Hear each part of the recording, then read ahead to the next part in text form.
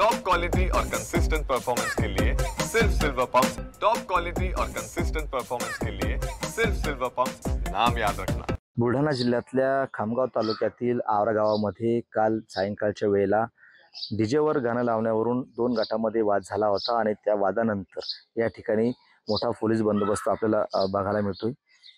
खबरदारी म्हणून पोलिसांनी या ठिकाणी चौकामध्ये या ठिकाणी बंदोबस्त लावलेला आहे आणि या प्रकरणी तब्बल दोन्ही गटाकडून 36 लोकांवरती या ठिकाणी गुन्हे दाखल करण्यात आलेले आहेत। तर पोलिसांनी तब्बल 22 लोकांना आतापर्यंत अटक केलेली आहे।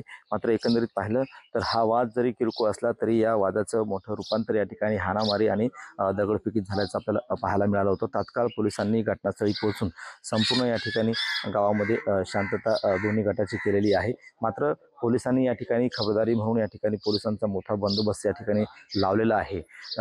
काल रात्रीच्या वेळेला वरिष्ठ पोलीस अधिकारी नंतर पोलीस अधीक्षक विश्व पानसरे यांनी सुद्धा या घटनास्थळी या ठिकाणी भेट दिली। त्यानंतर दोन्ही ज्या गटाकडचे लोक आहेत त्यांना या ठिकाणी शांततेचं आवाहन केलेलं आहे। मात्र कोणताही अनुचित प्रकार घडू नये म्हणून पोलिसांनी आणि वरिष्ठ पोलिसांनी या ठिकाणी खबरदारी म्हणून चौकामध्ये या ठिकाणी पोलिसांचा बंदोबस्त लावला आहे। सध्या गावामध्ये शांतता जरी असली तरी मात्र गावामध्ये तणावाचं वातावरण सध्या तरी आपल्याला बघायला मिळते। कॅमेरामन निलेश देशमुखसह गणेश सोळंकी, TV9 मराठी, आवार, बुलढाणा।